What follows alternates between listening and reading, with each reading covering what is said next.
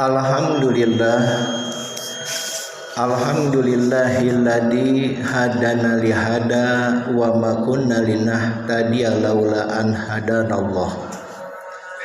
Asyhadu an la ilaha illallah wa asyhadu anna Muhammadan abduhu wa rasuluh alladzi la nabiyya ba'dah.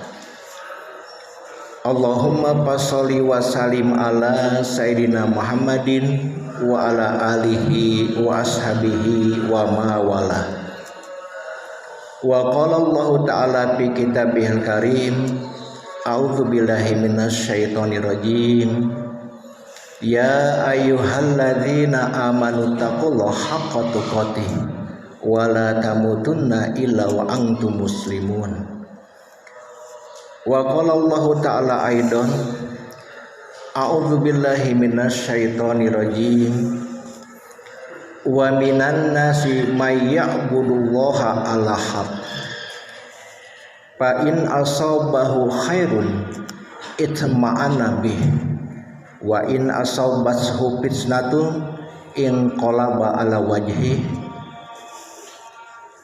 khasirad dunya wal akhirah zalika khusranul mubin.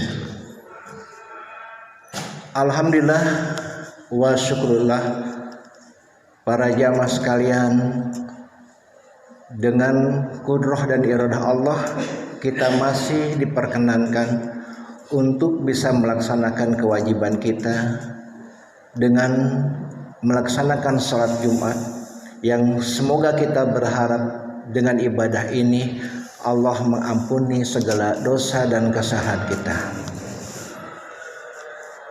Para jamaah sekalian, bahwa kita semua merasa bahkan berkeyakinan bahwa ibadah itu adalah sesuatu yang harus kita lakukan.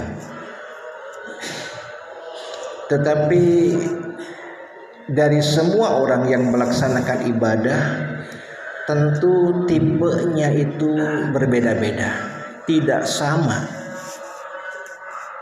Dan demikian pula hasil dari ibadah, sebesar apa keridhaan yang didapatkan dari Allah, bahkan pahala yang didapatkan dari Allah, itu pun tentu di antara kita dari ibadah itu berbeda-beda. Maka tidak salah kalau Allah mengingatkan kepada kita. Salah satunya dalam Quran surat Al-Hajj ayat 11, Allah menyebutkan, a'udzu billahi minasy syaithanir rajim, wa minan nasi may ya'budullaha ala harf, dan dari sebagian manusia ada orang yang beribadah kepada Allah ala harf, bergantung kepada harf. Harf di sini dalam tafsiran boleh diartikan yang pertama huruf. Dari rangkaian huruf-huruf itu akan membentuk kalam atau kalimat. Berarti ada sebagian dari kita yang beribadah kepada Allah itu hanya kalamnya saja, hanya ngomong belaka. Jadi orang yang beribadah kepada Allah ada tipe yang pertama, itu ibadahnya itu hanya bisanya ngomong saja. Kemudian daripada itu pun yang ibadah kepada Allah ala harfin di sini, yaitu orang yang beribadahnya itu hanya pinggir-pinggirnya saja, hanya di tepiannya saja. Dan ini rentan jatuh karena adanya di pinggir, tidak sampai ke tengah. Kemudian dalam tafsiran yang lain, ada orang yang beribadahnya itu sifatnya hanya kondisional, sesuai dengan kepentingan dan kebutuhannya, tergantung kepada situasi dan kondisinya. Ada orang yang beribadah dia tatkala merasa senang hatinya, Ada juga orang yang beribadah hanya tatkala dia merasa susah. Ada yang dapat kemudahan-kemudahan baru dia beribadah. Ada orang yang begitu dapat kesulitan-kesulitan baru dia beribadah. Maka 3 tipe orang yang beribadah kepada Allah seperti ini sering kita dapatkan dalam kehidupan. Dan semua yang beribadahnya dengan tipe ibadah seperti ini sangat rentan terjerumus dalam dosa dan maksiat. Sehingga orang yang beribadah seperti ini diberi ciri oleh Allah. Fa'in asobahu khairun itma'anna bih. Maka bila menimpa kepada dia kebaikan, badannya selalu sehat, tak sakit-sakitan, usahanya maju, melonjak dengan sangat hebat, anak-anaknya sukses, berhasil, mudah dapat kerja, banyak orang yang menyukainya, dia baru merasa puas, tenang hatinya, sehingga dia ibadah dengan tekun. Tapi sebaliknya, wa in asobathu fitnatun, dan bila mana menimpa kepada orang tersebut fitnatun, fitnah, cobaan-cobaan, ujian-ujian, badannya sakit, usahanya gagal, banyak orang yang membenci, selalu mendapat kerugian dan kerugian, inqalaba ala wajhi, dia kembali ke belakang lagi seperti asal semula, dia meninggalkan ibadahnya. Nah, inilah ibadah yang rentan terhadap dosa dan maksiat karena ibadahnya sesuai moodnya, seleranya, hawa nafsunya, kepentingannya. Maka ibadah-ibadah seperti itu sangat tidak diharapkan oleh Allah. Jamaah sekalian, pernah suatu hari di suatu daerah Jawa Barat, saya tidak sebut nama daerahnya karena menyangkut marwah daerah tersebut. Itu hampir setiap kampung ada musola. Kesan tentu yang kita dapatkan untuk sementara kampung itu semuanya pada punya musola, tentu orangnya sangat religius. Tetapi begitu kita masuk ke dalam musola, setiap kampung tersebut tidak terawat, kotor, berdebu. Sepertinya musolanya jarang dipakai untuk beribadah.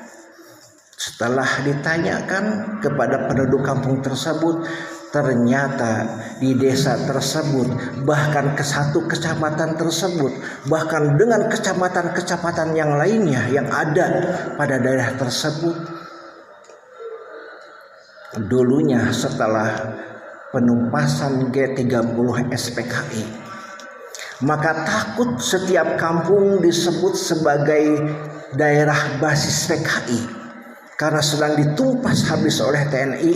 Maka berlomba-lomba setiap kampung membuat musola supaya memberi kesan bahwa ini bukan basis PKI.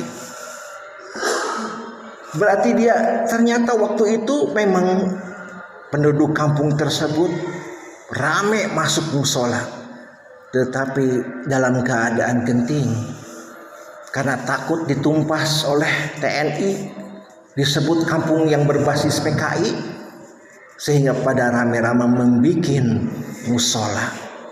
Tetapi setelah aman kembali, musola itu sepi, kotor dan tidak terawat. Ini sama seperti yang Allah gambarkan dalam salah satu ayat. Satu kaum dalam perahu terombang-ambing di tengah lautan. Oleh ombak yang besar hampir tenggelam perahu tersebut. Kemudian kaum itu berdoa kepada Allah, fadu du'ain aridin, dengan doa yang panjang, yang lebar, dengan ibadah yang khusyuk, dengan ibadah yang benar-benar, karena dalam keadaan genting, dalam keadaan hatinya gundah. Tetapi kata Allah, begitu sudah sampai di tepian, berada di daratan lagi, seolah-olah seperti yang tidak terjadi apa-apa. Dia melakukan seperti semula apa yang dilakukannya. Nah, inilah orang yang ibadahnya ternyata hanya pilih-pilih. Maka yang Allah inginkan dari kita itu ibadah tetap, istiqomah.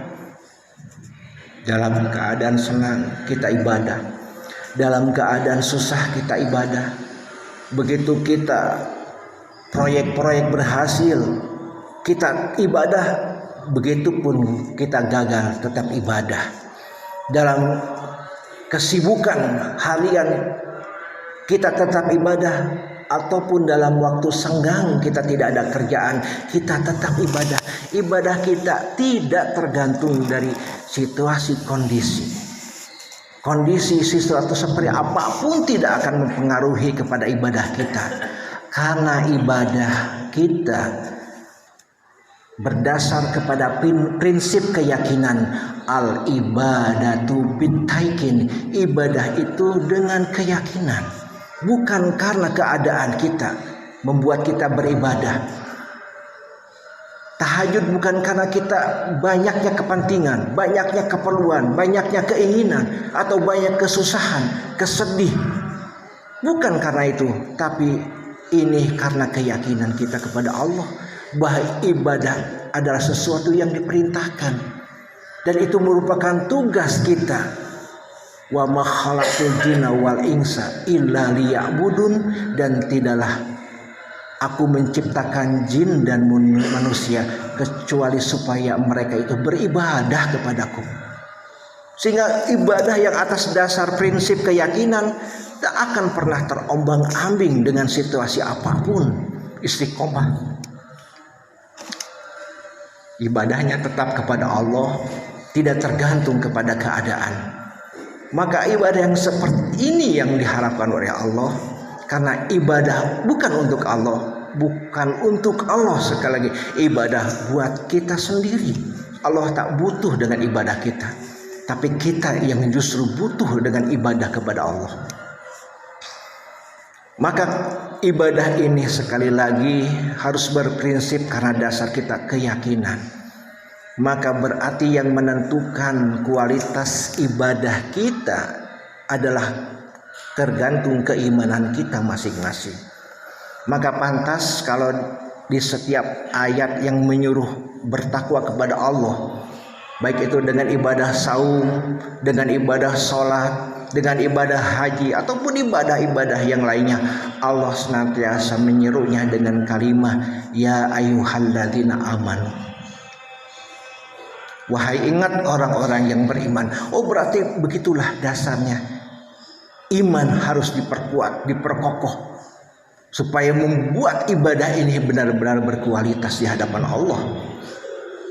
Maka tidak salahlah kalau Buya Hamka pernah mengatakan, kalau kalian ingin melihat orang-orang Islam, maka pergilah pada sholat Id. Itulah orang-orang Islam, berjubel-jubel pergi ke lapang atau ke masjid untuk sholat Id. Tetapi kalau kalian ingin melihat orang yang beriman, pergilah pada sholat subuh. Seperti itulah kenyataan Islam yang berkualitas kelihatan di waktu subuhnya.